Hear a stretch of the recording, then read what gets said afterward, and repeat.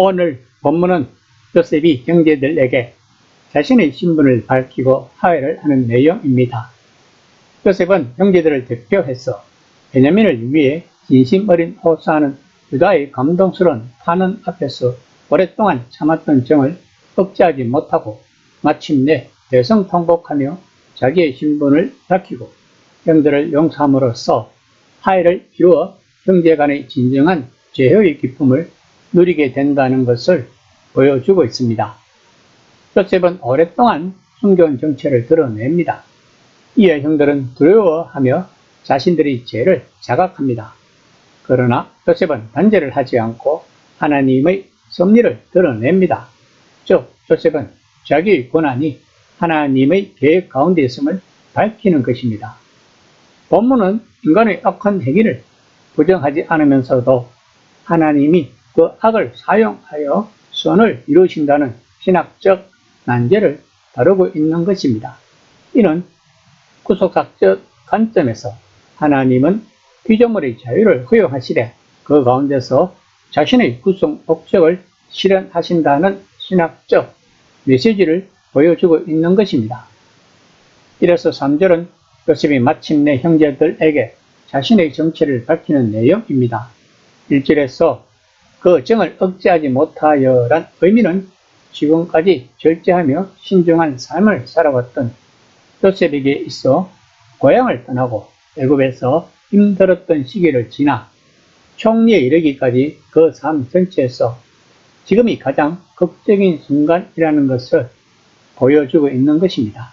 즉, 요셉에게 있어서는 총리가 되었던 순간이나 결혼하고 자식을 얻었던 순간보다 지금이 더욱 감격스러운 순간이었다는 것을 본문은 암시하고 있는 것입니다.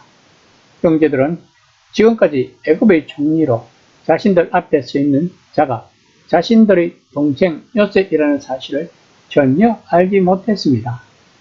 그러나 요셉 스스로 자신을 알리자 이제 그들은 그가 요셉임을 알았던 것입니다. 이로써 요셉 이야기는 새로운 국면으로 넘어가게 됩니다. 2절에서 요셉은 자신의 감정을 주체하지 못하여 주위 사람들을 의식하지도 않은 채 큰 소리를 내며 많은 눈물을 흘렸음을 실감있게 표현하고 있습니다. 그런데 만약 유다가 베냐민에 대한 대속의 탄원이 없었다면 요셉이 이렇게나 대성통곡을 했을까요? 다시 말하면 형들이 과거와 같은 품성을 가지고 있었다면 과연 요셉의 반응은 어떠했을까요? 아마도 형들은 과거의 죄까지도 같이 심판을 받게 되었을 것입니다. 그러므로 요셉의 눈물은 형들이 자신들의 잘못을 깨닫고 변화된 사실에 대한 감사와 용서의 눈물이었을 것입니다. 그리고 요셉의 대성통곡하는 소식은 급속하게 퍼져나갔음을 2절에서 말하고 있습니다. 3절에서 요셉은 자신의 정체를 밝히면서 내 아버지께서 아직 살아 계시니까? 라고 묻습니다. 그런데 요셉은 왜 우리 아버지 아비테누라고 부르지 않고 내 아버지 아비라고 물었을까요? 즉, 자신이 질문하고 있는 형제들도 모두 한 아버지 야곱에게서 출생하였음에도 불구하고 그들과 구별하고 있는 것입니다. 이는 요셉이 그의 형제들을 무시하거나 야곱이 자기만의 아버지라고 주장하기 위함이라기보다는 요셉은 아버지 야곱으로부터 극진한 사랑을 받고 자라왔기 때문에 요셉도 야곱을 크게 사랑하였음을 내 아버지라는 단어로 나타내고 있는 것입니다. 4에서 5절입니다. 요셉이 형들에게 이르되 내게로 가까이 오소서. 그들이 가까이 가니 이르되 나는 당신들의 아우 요셉이니 당신들이 애굽의 판자라. 당신들이 나를 이곳에 팔았다고 해서 근심하지 마소서. 한탄하지 마소서. 하나님이 생명을 구원하시려고 나를 당신들보다 먼저 보내셨나이다.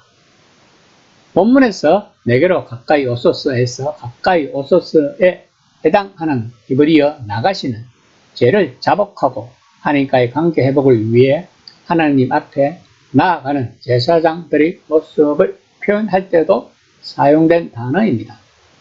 그러므로 본문에서도 이 단어는 요셉과 형제들 사이에 가졌던 앙금의 깊은 골이 해결되는 회복의 시작을 알리고 있다고 본문은 암시하고 있는 것입니다.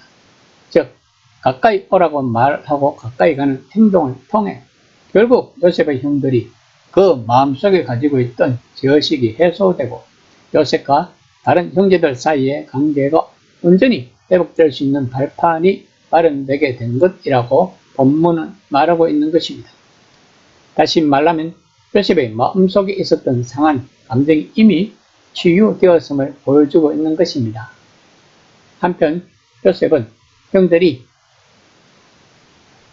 자기를 알아보지 못하자 당신들이 애굽의 판자라고 말합니다. 그러면서 자신들이 팔았던 동생 요셉이 애굽에서 막강한 권력을 가진 총리가 되었으니 죽을 죄를 지은 것이라고 스스로 비판하지 말라고 권면합니다. 그 이유가 하나님이 생명을 구원하시려고 나를 당신들보다 먼저 보내셨다고 말합니다. 이는 하나님께서 그에게 주신 사명을 이루기 위해 먼저 애굽으로 보냄을 받은 자가 되었다는 의미가 포함된 것입니다. 요셉이 자신의 고난에 담긴 의미를 깨달은 것이 요셉으로 하여금 그의 괴로웠던 시절을 이해하는 데 도움이 되었을 것입니다.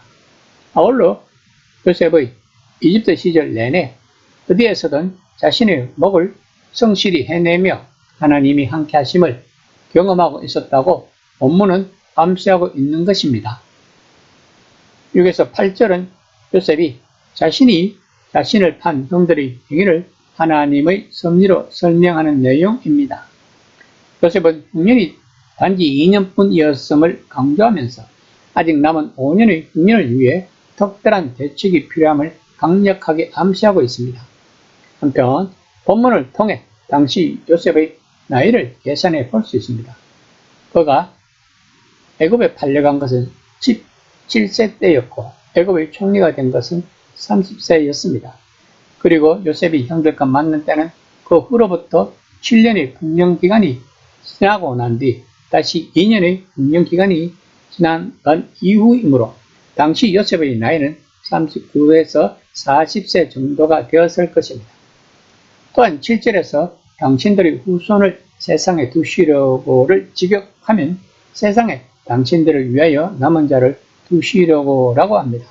한편 남은 자로 번역된 시에리트는 이방 민족 가운데 남은 자를 가리키는 경우도 있었지만 대개의 경우 이스라엘 백성이 바로 하나님의 백성이라는 신학적인 의미로 사용되었다고 합니다.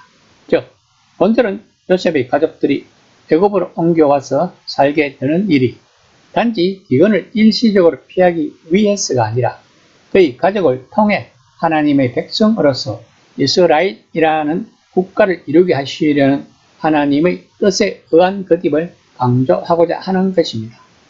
그러면서 요셉은 8절에서 나를 이리로 보낸 이는 당신들이 아니요 하나님이시라고 고백합니다. 이는 하나님의 섭리가 인간 역사 속에서 어떻게 작동하는지를 잘 보여주고 있는 것입니다. 즉 악은 악으로 남지만 하나님의 섭리는 그 악을 통해 선을 이루어 가신다는 것입니다. 요셉의 이집트에서의 삶은 정말로 괴로웠을 것입니다. 그런데 므낫세를 낳고 아버지가 되면서 예전의 괴로움을 내려놓을 수 있게 되었다고 성경은 암시합니다. 무엇보다도 요셉은 자신이 겪은 고난의 뜻을 깨달았던 것입니다. 형들에게 말했듯이 지금과 같은 엄청난 기근에서 모두의 생명을 살리기 위해 하나님께서 자신을 먼저 보내셨다는 것을 깨달았다고 본문은 말하고 있습니다. 이와 같이 자신의 삶이 왜 이렇게도 엉키고 고통스럽고 괴로운지 알 수 없을 때는 힘겨웠겠지만 모두를 위해 먼저 보내신 길이라는 것을 깨달을 때 아마도 요셉의 남은 괴로움과 아픔이 지켜 내려갔을 것입니다. 이와 같은 환경 속에서 요셉의 고백은 단지 과거 사건의 설명이 아닐 것입니다. 그것은 우리에게 하나님이 어떤 분이신지, 고난 속에서도 어떻게 일하시는지, 그리고 우리가 어떻게 응답해야 하는지를 가르쳐 주고 있는 것입니다. 그러므로 우리는 고난을 통해 하나님의 손길을 잡고 회복과 용서의 도구로 부름받았음을 기억해야 할 것입니다. 이것이 우리들의 소명이며 사명일 것입니다. 이 시간 나는 나의 소명과 사명을 잘 감당하고 있는지 한번 생각해 보는 시간이 되었으면 합니다.